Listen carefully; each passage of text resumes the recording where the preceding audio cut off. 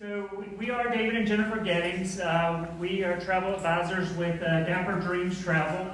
So Jennifer and I started doing travel agency in 2020. Anybody remember what happened in 2020? No, what was it? Oh, what happened? COVID happened and not a single person in the world could travel. Yay, we did great, didn't we?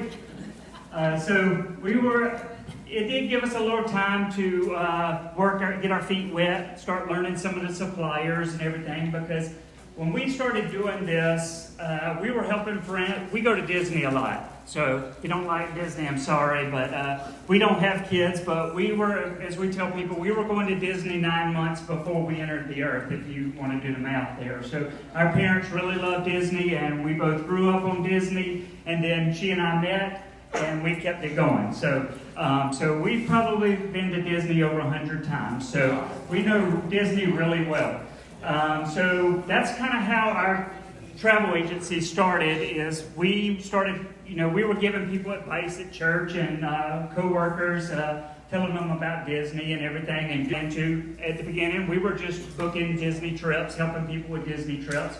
And then, as we've gotten our feet wet, got to learn a lot of the suppliers and everything, we've done a lot more with travel. So now we're doing all-inclusive resorts. We're doing mini cruise lines, local travel. We just planned an awesome trip to the Grand Canyon for a couple, which involves trains, planes, helicopters, everything. So they're getting really saturated over the Grand Canyon. And then, of course, the more things that you're interested in is the international travel. So a roadmap tonight of kind of what we're going to talk about and what I've learned from y'all. Y'all could probably do this presentation even better than I can, is why Italy? I'm going to give you a little test, see how good you are. I know you're going to ace it on the Italian language. We'll talk about some of the best times to travel to Italy. We'll do the must-see locations in Italy, must-see cities and locations in Italy. We'll do some of the must-dos. We'll look at a couple important things, and since most of you seem to be very finesse with the travel industry, citizenship requirements and travel protection. We'll cover those kind of legal things. And then we've put together 3 packages that we're going to dive into. They're actually in your folder, so you can follow along when we get to that point on those. Why Italy? Obviously, Italy is a very popular destination, and I was talking at our table 4 over here. Since COVID, so for the last 4 years, there's been a steady increase in tourism to Italy. So Italy is very beginner friendly. The Italians are very welcoming and hospitable. Would y'all agree? Okay, very good.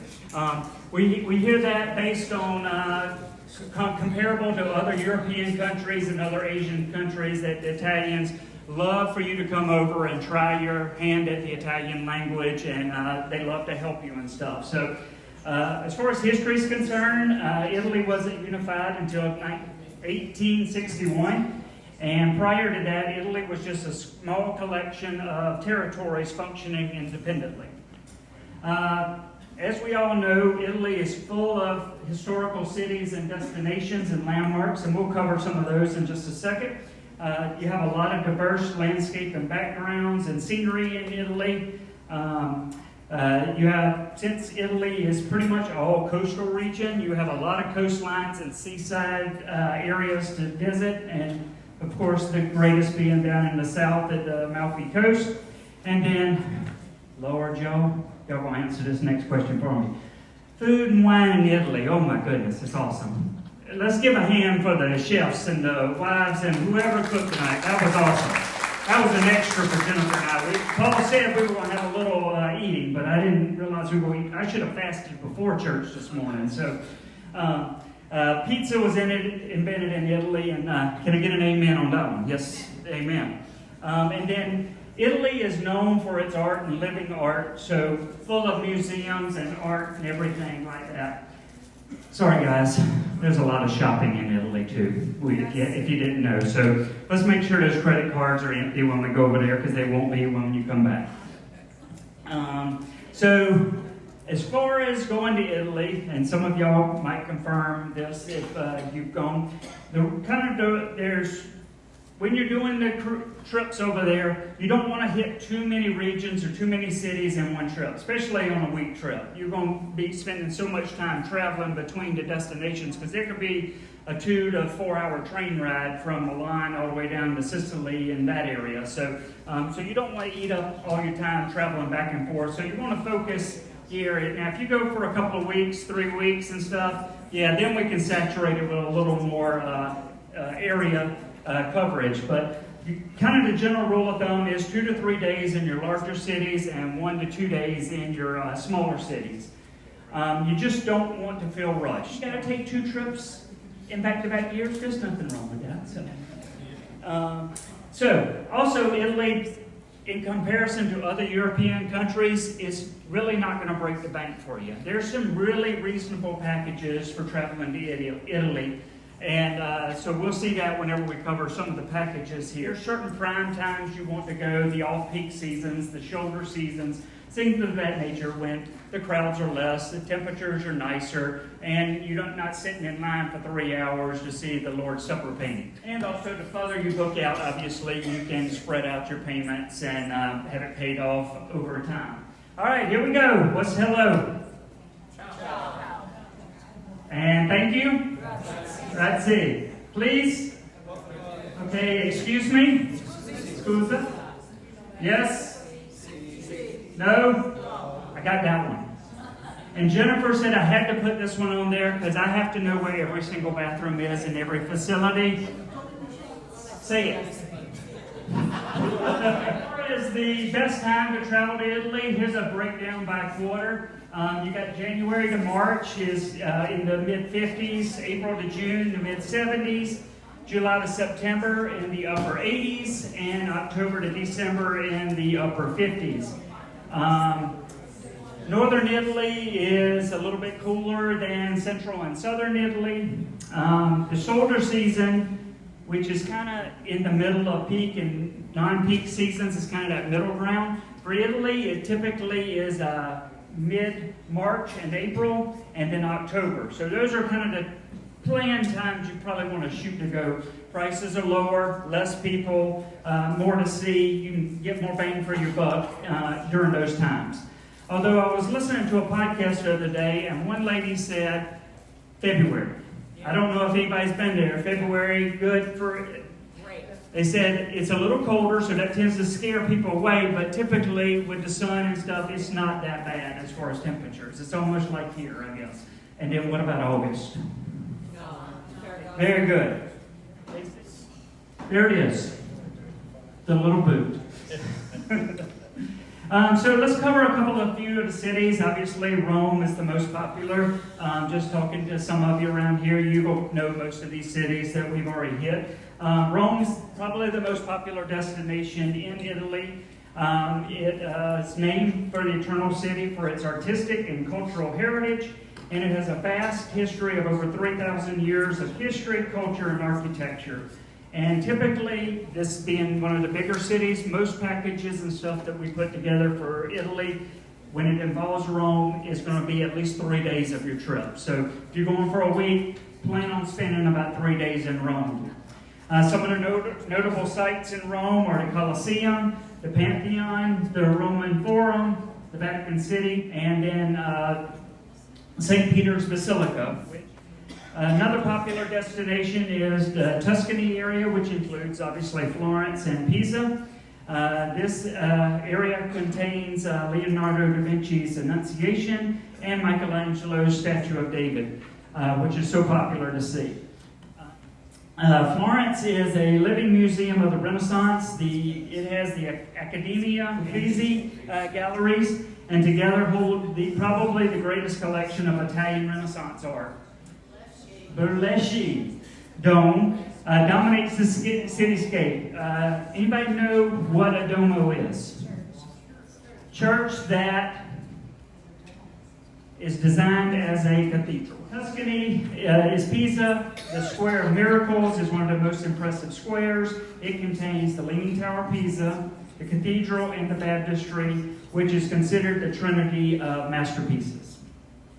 Next city is Venice, complex canal system, graceful piazzas, tranquil canals and artful footbridges. Some of the iconic sites there are Doge's Palace, the Piazza, St. Mark's Basilica, and of course the Grand Canal, which is where you would take the gondola ride through.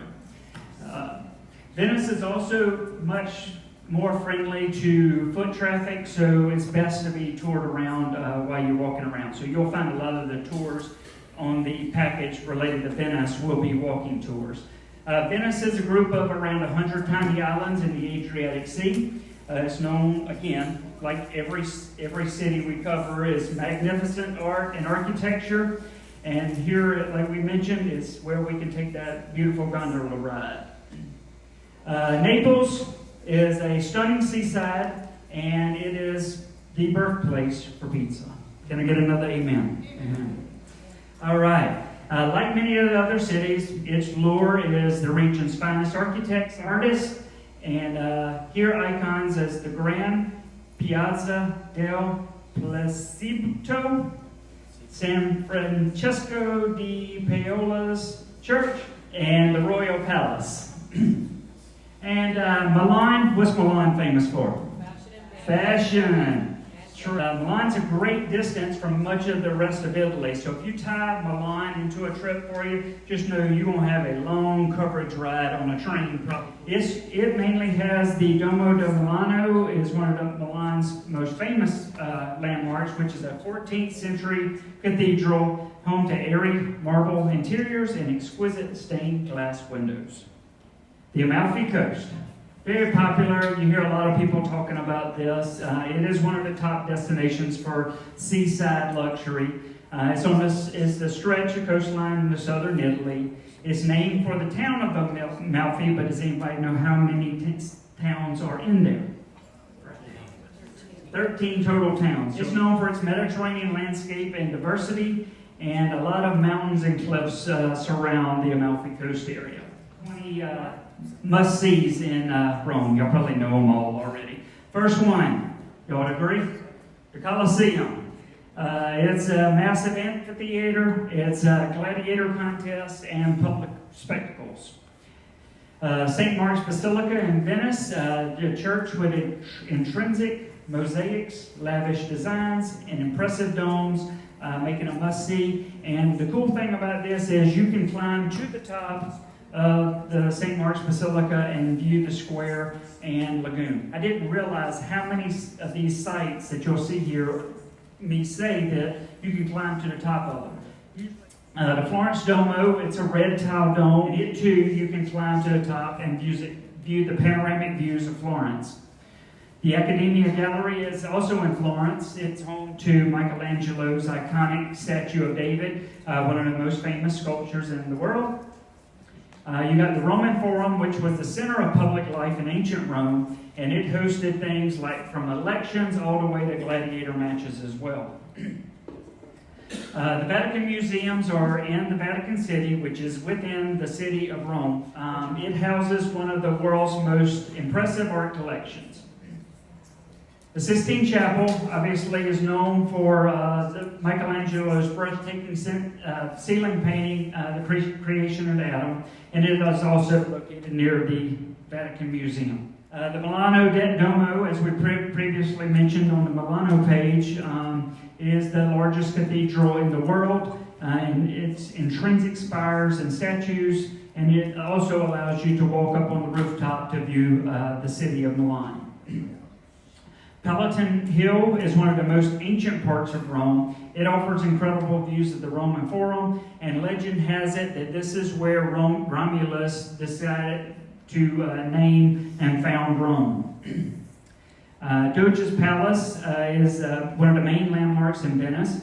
The palace was a resident of the Doges in Venice and the supreme authority of the Republic of Venice, and it was the political and judicial heart of Venice for many centuries.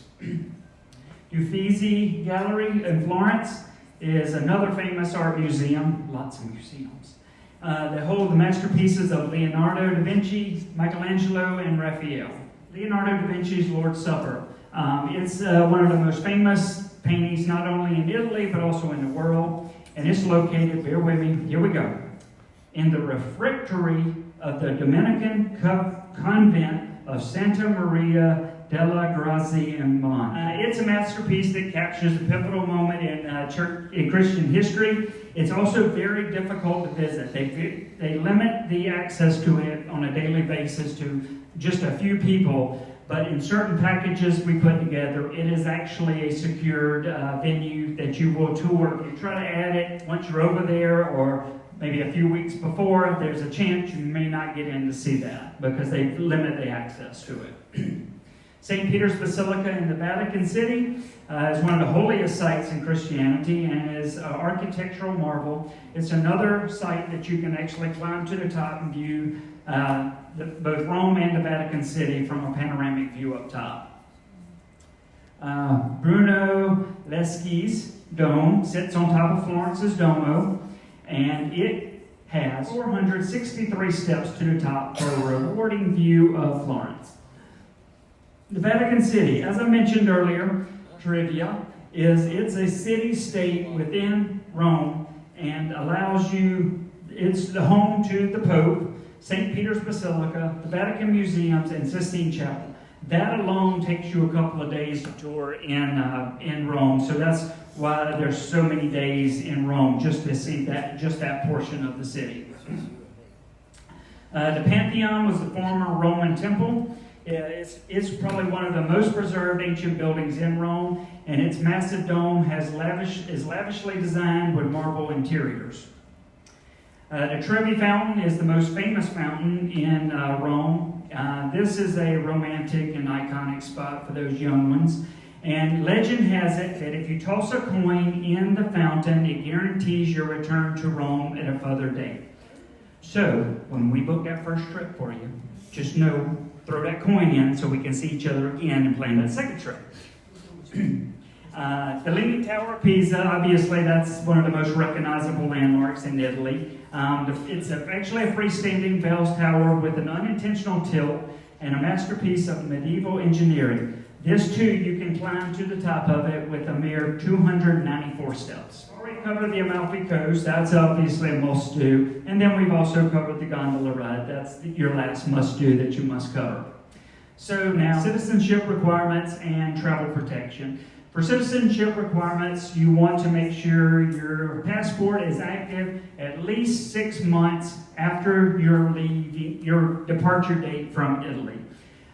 You need to have it at least active for 10 years, and you need to have at least 2 blank pages because Italy actually is a country that still stamps your passport for you. Now try to check to make sure you got travel protection that covers the length of stay of your trip, and also they want to make sure you got a return flight to leave the country at some point during your stay.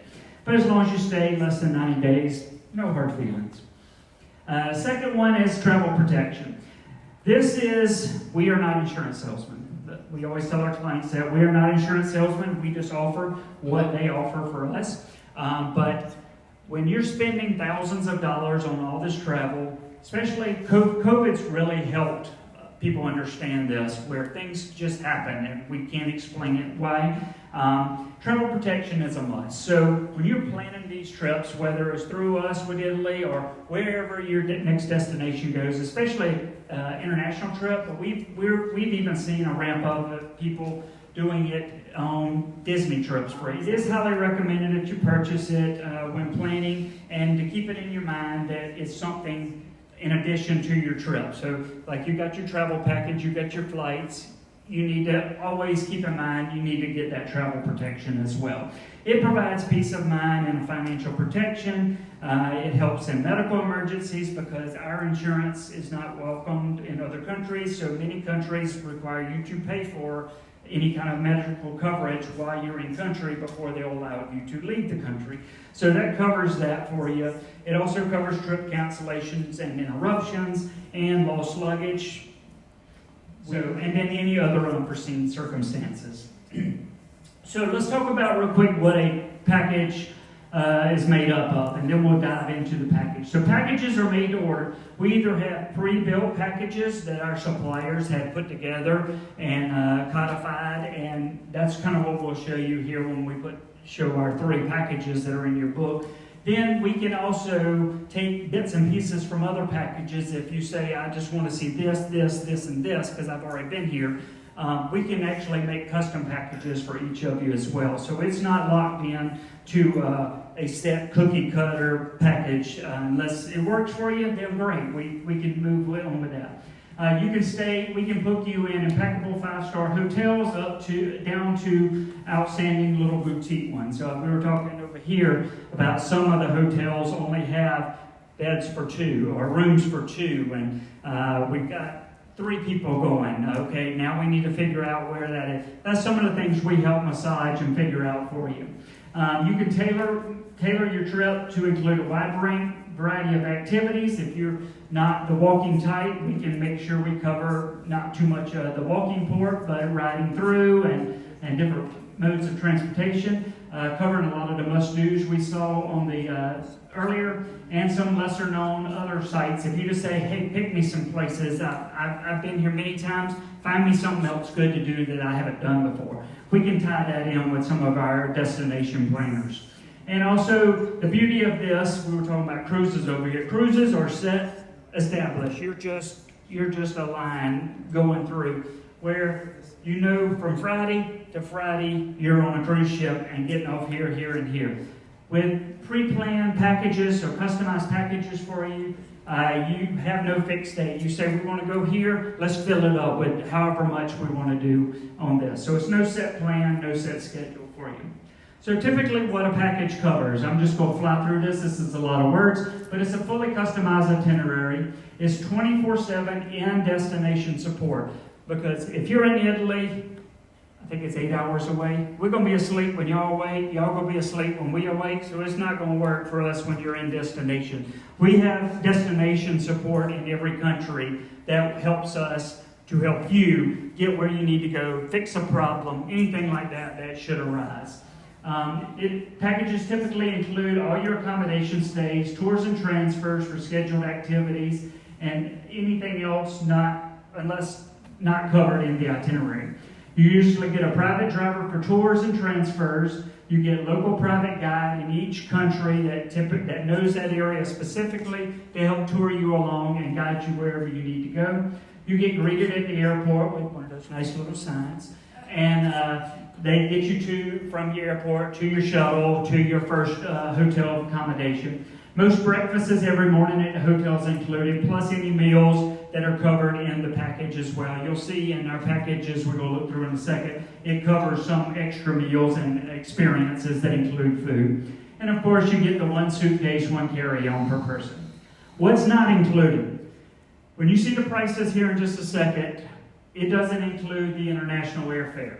But when we finish the package for you, once we sit down, plan out everything you want to do, we're going to put the international air flights and stuff into it for you.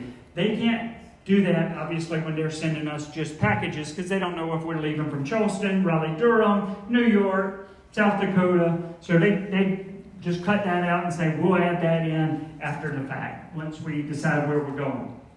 Obviously, travel insurance is an extra cost overhead. Any visas, if you're planning to stay more than 90 days. Tips for services and experiences, any lunches, dinners, drinks that aren't included in the itinerary, any add-on sightseeing, like there's a couple of the places in the package where you get a day on your own, and you can go tour anything. Anything you add on that day, that's up to you, and you pay for those add-ons as you see fit. These are things that we've all ran into. Excess baggage charges, SIM cards, laundry, early check-in, late check-out, optional enhancements to your room or flight upgrades. Those are all extra things that are above and beyond the actual package price. And then they put passport fees here, but you should already have your passport before we even start planning this stuff. So here's our 3 packages. They're in your handbook, so if you just want to follow along here, we're going to look at the Best of Italy, which includes Rome, Florence, and Venice. We're going to look at Rome and the Amalfi Coast, which is Rome, Naples, and Sorrento. And then we're going to look at a 14-day, which is Italy's grand tour of Rome, Naples, Sorrento, Florence, Milan, and Venice. The first package is the Best of Italy, Rome, Florence, and Venice. And this is kind of the path you're going to take during it. And some of the highlights you'll see here on this tour is Michelangelo's masterworks, including the iconic David. You'll explore Rome, Florence, Venice with a private local guide. You'll enjoy a wine discovery walk in Florence. You'll wander the narrow streets, bridges, and canals of Venice. And you'll stay at hand-picked premium accommodations. One thing on this tour that's really fascinating is this right here. A master class in pasta. So just things there you're going to cover, like we said, you're going to hit Rome for 3 days, then you're going to go to Florence. You're going to take an hour-and-a-half train ride, and then in the evening in Florence, you're going to hit the gondola boat ride there. Then you're going to spend another couple of days in Florence, and morning cooking class with lunch included. So that lunch right there would be included in your package as one of your meals. And then you'll change scenery, going from Florence to Venice for 2 hours, and another food and wine tasting. Then you'll go to Venice and you'll do a day-long tour here. And then on your last day, you're going to do a walking tour of Venice because they said that's one of the best ways to see Venice. And then in the evening, you go do a gondola ride with Prosecco and canapes to enjoy. And then your day 10 is you're flying back home with some memories.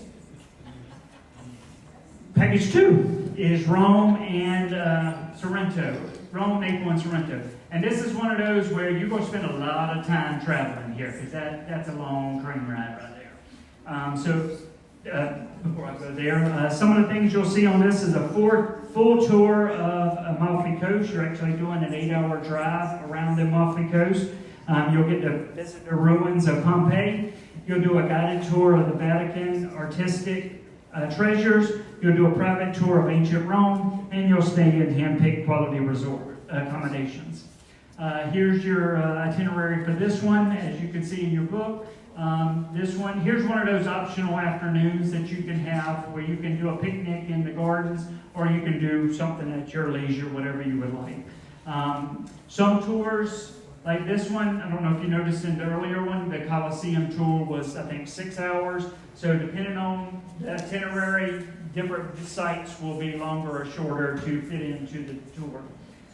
You'll get to see the Vatican Museum here on day 3. And then you're going to go from Rome to Naples, and there's that train ride, 3.5 hours, plus another hour and a half. And then here's where you're going to spend the days in the Amalfi Coast, doing the scenic ride, 8-hour drive through the Amalfi Coast area, visiting a lot of those 13 towns. And then you're going to get to see Capri, which is a private tour off the coast of the Mediterranean. And then this is one of those 3 days right here. Morning at leisure to do whatever you want. Go tour the Amalfi Coast, go get your feet wet, whatever you'd like. The package 3, this is a lot of ping pong here. You're going from here to here, back up to here, over to here. So things here you're going to cover. This is going to be your best assortment of places, cultures, and landmarks. You're going to be hitting a lot. Build up the energy for this tour. It's a privately guided tours by foot, by car, and by gondola. You're going to spend a lot of time on the Amalfi Coast. You're going to get to see Michelangelo's David, and this is a tour that actually includes Da Vinci's Last Supper. And then you'll do a private wine tasting and Tuscany cuisine. And then, of course, you got your premium accommodations. And this is kind of what this looks like. And again, another cooking class. And a nighttime walking tour of Rome. And then here's a few days in Sorrento, touring the Amalfi Coast area.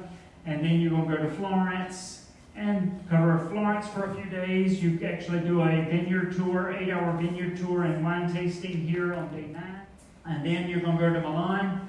Sorry, guys. And get to see all the fashion and everything. And this is actually where you'll see your tour of the Last Supper. You'll get to do another train ride, which takes you from Milan to Venice, and you'll do a gondola evening ride there. And then you'll spend more cooking and foodie right there on the 13th, and then day 14 you're flying home. These are 10 other packages we found that you can mix and match. Like I said, you just come to us and say, we want to cover this, this, this, and this. We can do that for you. we may pick and choose from a bunch of different packages to do it. So here's some of the other packages that are out there. 10-day Rhythms of the Italian and French Riviera. You got the 8-day Coast to Coast Pensato to Puglia. You got the 12-day Italy Signature with the Amalfi Coast. You've got the 9-day Italy Family Highlights. This is one of your more family-friendly focused trips. You got your 10-day Treasures of Tuscany. You've got your 10-day Lakes of Northern Italy. You got your 10-day Pearls of Puglia.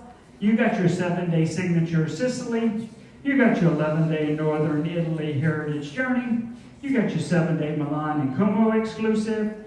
And here we go. This is the only slide that I've put a price on yet. Everybody look at that. Wow. Anybody got that per person? Wow. Not including your flights, not including your travel protection. Wow. 10 days. Why? That's a good question. The 10-day, you're hitting the wrong button. 10-day, you're looking at $84.61. Again, this is without the flights and the travel protection. Your 8-day, you're looking at around $6,000 per person. And then that 14-day is a little under $12,000. So, again, if you customize it, then we're going to mix and match, show the pricing. This is the actual pre-cut packages, as you saw in the packages. So that's the baselines for those. And then you would add on the flights and travel protection for those. So the process for booking, many of you have booked trips before. You kind of know you got to put a deposit down and then you can move on for more afterwards. But the deposit due is usually 30% of the package price. And then you have up until 90 days before departure to pay it off. You can cancel up to 90 days before the trip without any issues. The only thing is any administrative fees, which is usually like $350, and any non-refundable fees. Typically, airlines, if you have those flights that they say you're dirt cheap, but they won't allow you to pick your seats, pick your section, anything like that. Those are usually non-refundable type seats, so you would just have to transfer that flight to another trip or something like that. There is a cancellation matrix like many other places within 90 days of your trip. So that's like 75%, 50%, 25% up until the last couple of weeks. You don't get anything back. So you obviously don't want to get into that, making those decisions. And then, of course, like everything, anything can be discussed, but until booking, nothing's guaranteed. So there's two things going on in 2025, 2026 that many people don't know are happening in Italy that's going to affect travel to Italy a lot. First is the Italy Jubilee 2025. The second is the Winter Olympics in 2026 year. For the Roman Catholic, it's a pilgrimage for the Roman Catholic Church. It happens every 25 years. It hasn't happened since 2000. So it's going to attract millions of people, and it's essential to plan and book your accommodations well in advance for that, to secure your tickets and passes to the various venues. Crowds are going to be millions, so you're going to fight a lot of people. It's going to be like summer all year long next year in Italy. Transportation system is going to be very saturated in Italy, so make sure, like with many of our packages, you've got the private guides, the private drivers, private tours, and everything. You've got everything secure. The only problem is you're going to be dealing with a lot of people there as well. So, and then of course, health and safety is obviously a concern now with that many people coming from all different venues. That something to be thinking about. I mean, 2020 obviously changed our perspective on health, and so just something you want to keep in mind. The Olympics are going to be in Italy in 2026, specifically February 6th through 22nd. So if you want to do that secret tip of going in February, don't go in 2026. Mostly it's covering the Italian cities of Milan and Corte d'Ampezzo. So those are your two big gotchas to just keep in mind if you're thinking about planning a trip the next couple of years there.